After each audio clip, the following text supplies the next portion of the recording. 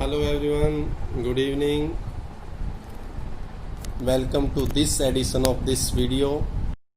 Topic same, narration direct indirect part 4. 3 part आप पहले ही पढ़ चुके हैं, सीख चुके हैं. आपको इंटरेस्टिंग भी लगेंगे, अच्छे भी लगे होंगे और आपके लिए इंफॉर्मेटिव भी होंगे, ऐसी आशा करता हूं और ऐसा श्योर मान लेता हूं. अब नेक्स्ट जो वीडियो है थोड़ा और डिटेल में चलते हैं, थोड़ी और ज़्यादा इम्पोर्टेंट है और उसको अब ध्यान से देखते हैं. Narration direct indirect part 4. तो स्टार्ट करते हैं आज का टॉपिक. Imperative sentences. जैसे हमने एक्टिव वॉइस पैसिव वॉइस में भी इम्पेरेटिव सेंटेंस किए थे और वहां बताया था क्या होता है इम्पेरेटिव सेंटेंस. इम्पेरेटिव जो सेंटेंस है वो वर्ब की फर्स्ट फॉर्म से स्टार्ट होते हैं और उसके बाद ऑब्जेक्ट होता है. अब यहाँ पर देखेंगे कैसे इसको डायरेक्ट से इनडायरेक्ट में चेंज किया जाता है, कैसे क्या करना है, वो सारी चीजें अब इस वीडियो में देखते हैं. स्टार्ट करते हैं वीडियो. रिपोर्टेड वर्ब, आरवी का मतलब रिपोर्टेड वर्ब का सेड या सेड टू सेंस के अनुसार बदलती है. अब हमने एक बार सेड को टोल्ड में ऐसे बदल रहे थे, कभी आस्क्ड में बदला, लेकिन अब क्या कह रहा है कि अब आपको टोल्ड और आस्क्ड में नहीं बदलना है, इसकी सेंस देखनी है. अगर वो सेंस जिस सेंस में वो रिफ्लेक्ट हो रहा है उसी सेंस के अकॉर्डिंग आप अपनी हेल्पिंग रिपोर्टेड वर्ब को बदलोगे. नेक्स्ट, अगर आपको प्लीज मिल गया, काइंडली मिल गया, तो क्या वर्ड यूज कर दोगे? रिक्वेस्टेड. कोई उपदेश है, एडवाइस दे रखी है, तो यहाँ क्या कहोगे? एडवाइज्ड. या आपने कोई सजेशन दिया, कोई सलाह दी, तो क्या कहोगे? एडवाइज्ड वर्ड यूज करोगे.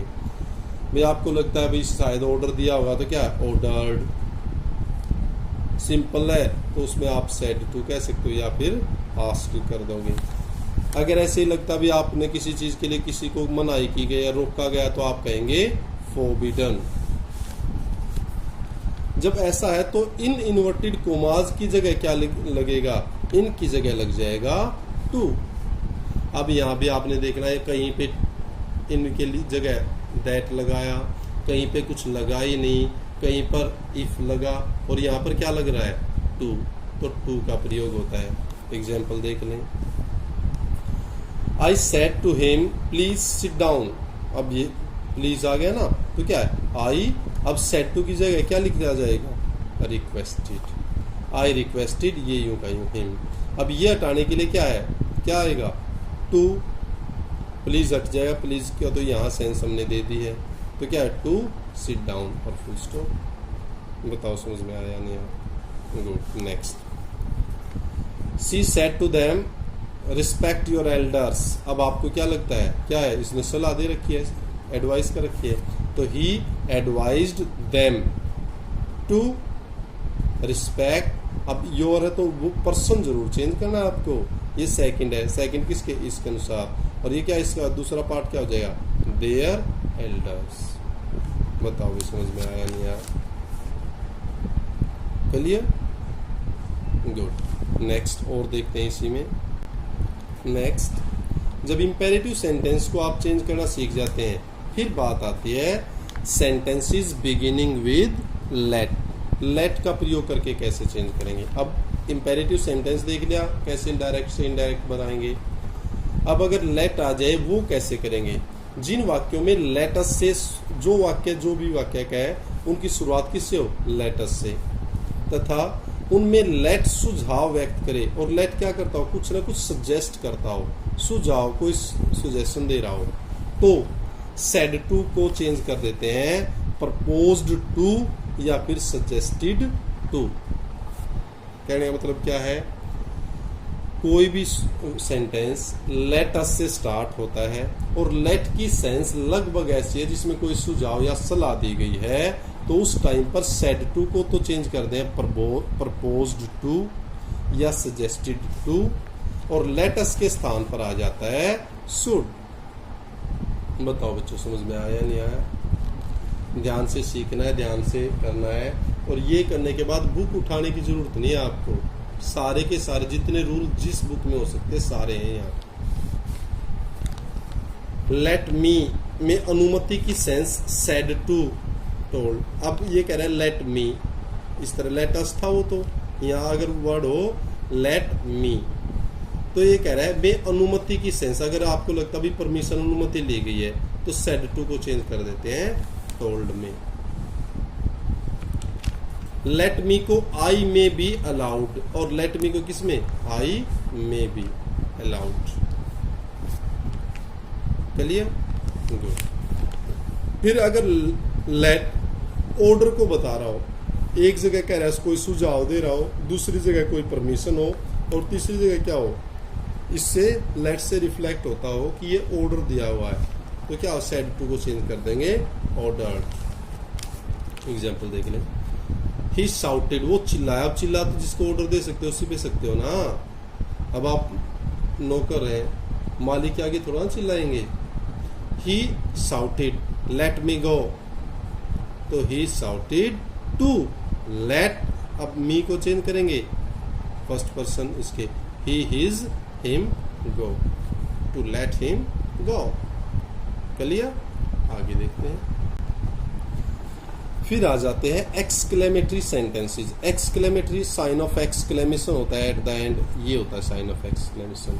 और इसमें क्या होता है, sudden surprise, sudden pain, sudden, तो एकदम हैरानी, विस्मयादि बोधक सेंटेंसेस वाक्य कहते हैं, जिसमें एकदम आपको हैरानी हो, सरप्राइज हो, सदमा झटका लगे, उसको बोलते हैं एक्सक्लेमेटरी सेंटेंसेस। और एट द एंड मिलता है आपको साइन ऑफ एक्सक्लेमेशन।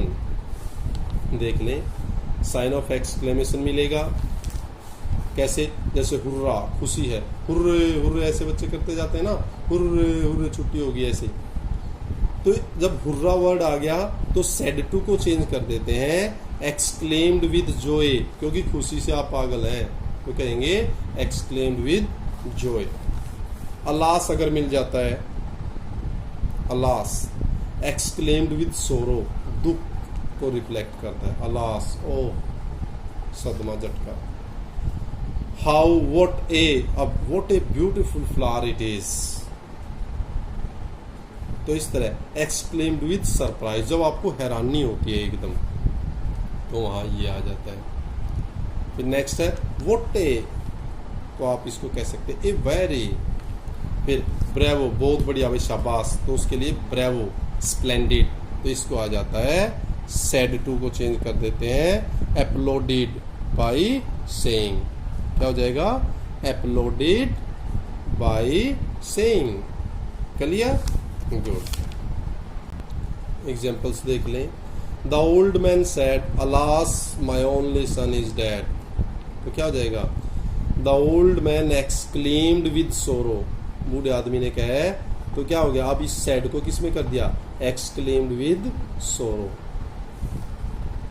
और अब क्या हो जाएगा, exclaimed with sorrow that is only son was dead.